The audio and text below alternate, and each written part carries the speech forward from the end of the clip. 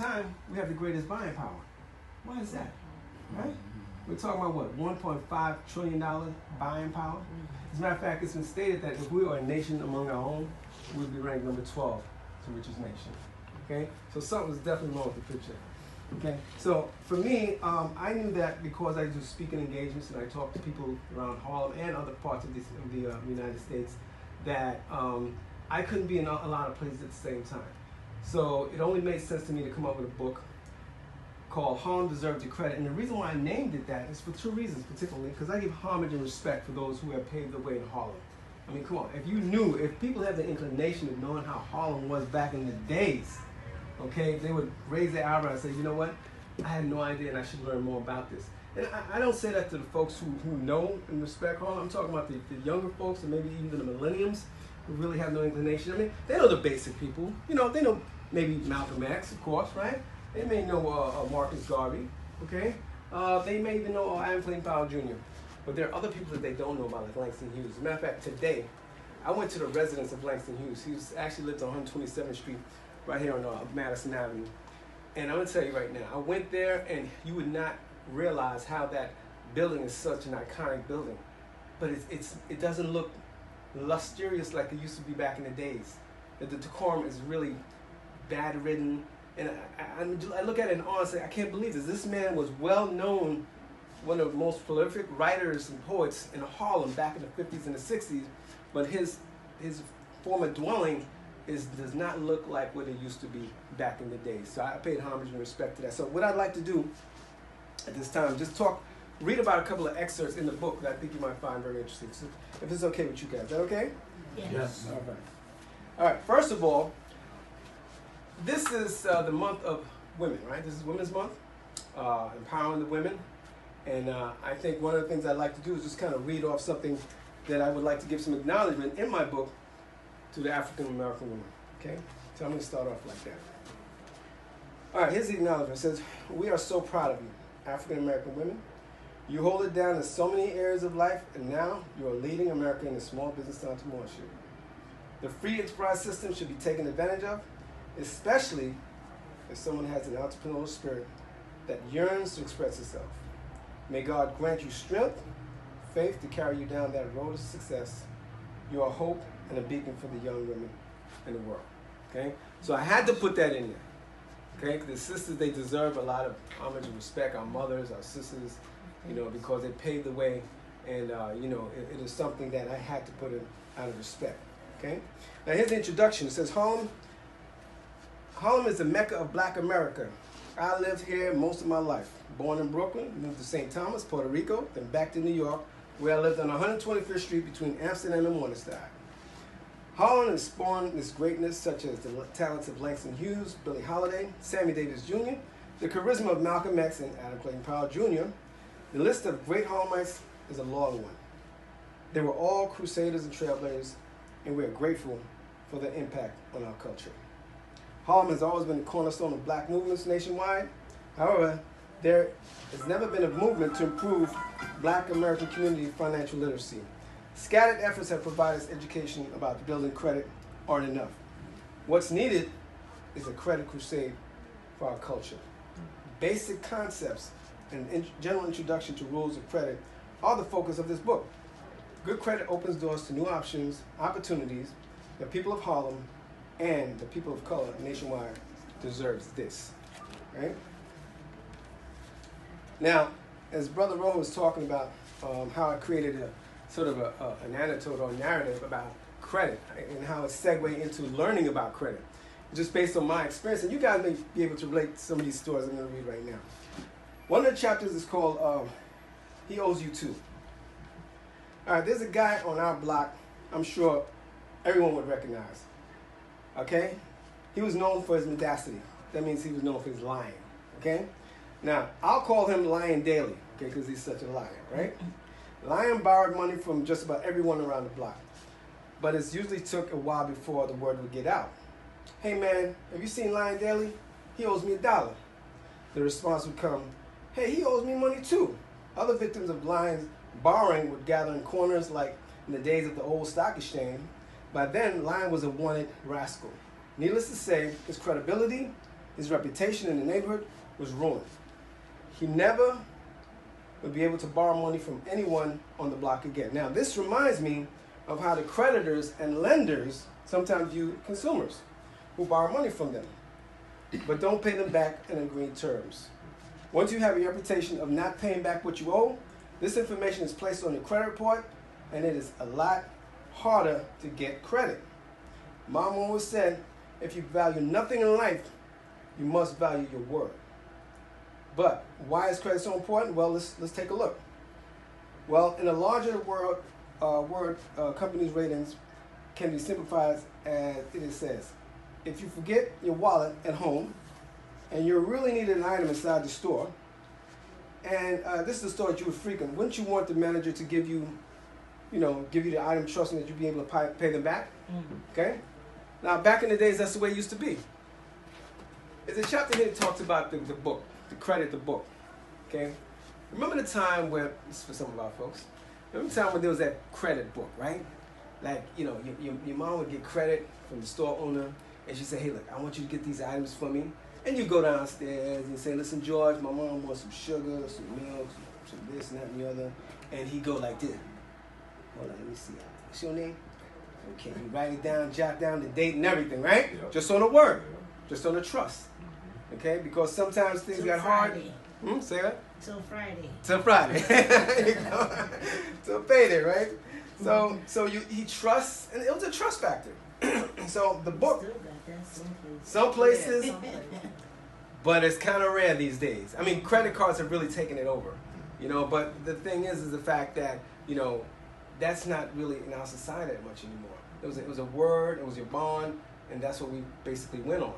Okay, so we know that in time, what happened with this particular family member or this store, what happened is that you would have undesirable that come and promise to pay back the money, and they would be deadbeat, and they wouldn't pay them back. So therefore, the reputation of that store and the people who went there, you can't trust them anymore. Okay, he can't rely on people's word anymore because he has a family, he has a livelihood that he has to maintain himself, right? So we have to make sure that that what we do as far as credit is first of all, you have to acknowledge the fact that you have a problem paying back what you owe. See, when we're younger, when we're going to school or college, they give us these credit cards. They'll make it so convenient to put it inside the colleges, right? And basically, you get a T-shirt and all this and that. And before you know it, we've already rung up a lot of money on the credit card, and then we end up owing the money. Now, it's bad enough we owe loans on the college, but now on top of that, you got credit cards that you owe as well. Okay, so I'm gonna read another excerpt inside the book. I think it's very poignant. It's called "Harlem Deserves the Small Business," and it talks about business credit. Now, not too many entrepreneurs know about business credit. Remember, 10% of the business population knows about business credit, but it is the greatest funding source in business. Okay, one of the things you have to realize is the fact that Dun & Bradstreet, which is a business credit agency that deals strictly with businesses, they are an agency that actually provides business credit. How does that work? Well, you know that Experian, Equifax, TransUnion has a credit score from 300 to 850, right? All right, well, guess what? Dun & Bradstreet has a pay scoring system as well, and it goes from 1 to 100. 80 being on-time payment to your vendors and your lenders, okay? And so the last thing I want to really talk about, and I'm going to close with this because there's so much inside this book, ladies and gentlemen. It's extremely informative. It's very easy read stories and information on here as well. The book has been featured in the Amsterdam News a couple of months ago as being a good read in other places as well. But let me just run over a couple other categories that I think you guys might find very interesting. And one of the things that I like to talk about in this book is something called a credit check. Like if you ever go to you apply for a job and they deny you a job because of your credit report. Some companies actually do that. Now, you may wonder sometimes why I never got hired. Sometimes in the back of the application, there's very fine print information on there that has to do with the fact that, would you like us to check out, can we look at your credit report? Can we have permission? It's called permissional purpose. And if you sign up on it, it allows them the opportunity to go back and take a look at your credit report, and they can actually judge and decide whether they're going to hire you on that. Now, I used to be a job developer for 13 years, and there are a lot of people who couldn't get hired because the credit report was challenged. You know, good people, hardworking, God-fearing, but the credit was just not up to date, up to par. And I'm like, what does that really have to do with a person's character? And most of the times it really has nothing to do with it. But you see, what's happened is that the credit reporting agencies are starting to filter out in other places, which it had nothing to do with credit at all. But they're utilizing that now as a factor. Library books sometimes, your car, your tickets, medical issues, there are a lot of areas of credit they're touching on now that really had nothing to do with anything at all. But they understand that people know once they see that it's something that's going to be on their credit report, they're like, oh my God, I got to take care of this, So therefore, this book again is a good read. As I mentioned before, I'd like to just read a couple of categories. We've got things like the facts, which has to do with Black Wall Street. You guys know about Black Wall Street, right? Okay. Black Wall Street back in the early 20s in Tulsa, Oklahoma, a thriving metropolis, African Americans having all kinds of businesses, everything from 600 businesses, 21 churches, 21 restaurants, 30 grocery stores, 2 movie theaters, 6 private planes, okay, a hospital, a bank, a library, a bus system, okay? I mean, they had it going on, I tell you, it's just an amazing time back then. And even though we were thriving back then, we were doing things incredibly, did you know that the dollar circulated in that community for 1 year, continuously? Right? In-house. But now, if we move fast forward, the NAACP, based on research, is that the black community dollar stays in the community for less than 6 hours. Okay? So, Well, we're just reading off the list of Black Wall Street. You said police stations? No, actually. That's murder. That's community outreach. That we call an army, right? But even that picture, the way that stands, how they was, and I appreciate picture paint 1,000 words. Outside of all of those things, the way they were formatted, like this is teamwork. It wasn't like, okay, yeah, we have 6 hospitals and this hospital competing with this one. Like how, they have these creatures of the state competing. But it's like, yeah, we have these schools, look at us together. You heard? You see this pose? This is unity. Right. So it kind of break that whole competitive nature and, teamwork. It takes a village to raise a village. And this is what Brother Murray definitely sharing in that book. The importance of community economics. Absolutely. Again, this is what we try to do right now. But I think a lot of the issue that's going on is the breakdown in the communication. That's why I think it's very special what we have right here today. This is the microcosm of what we're going to do in the future. And that's the only way we're going to really be able to thrive as a people.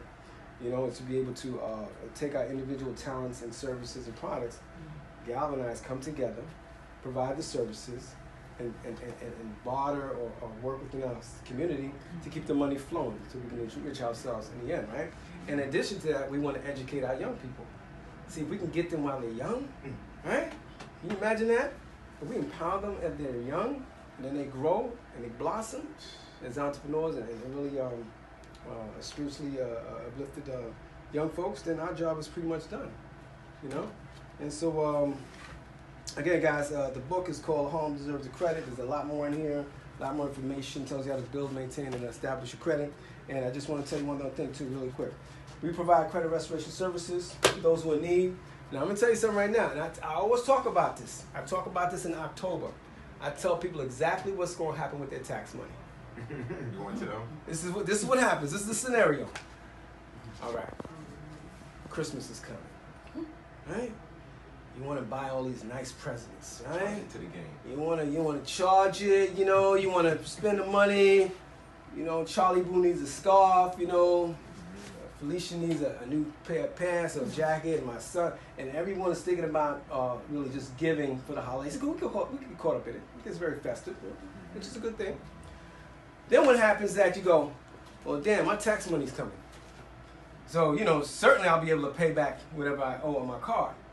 But the thing is that between that time and Christmas and your tax money, now you're a 30-day behind, 60-day behind, all right? 90-day behind.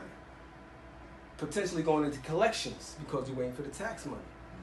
And even when they do get their tax money, for some reason or the other, they still don't understand the importance of investing on the credit restoration service that's going to get rid of those negative items, all right, and not delete them, because you don't want to delete the trades. We don't do that. We don't delete trades, because if you delete trades, you're deleting the history of your credit. So what we do is we reverse it. We do like that geek in high school who goes in that computer room. Oh, you got an F? We got you. Turn it into an A. Okay? That's exactly the way we do it. We reverse it so it becomes an on-time payment. Okay? And so the services, actually, we provide the services. It's only $349 for 6 months. We do collections, charge.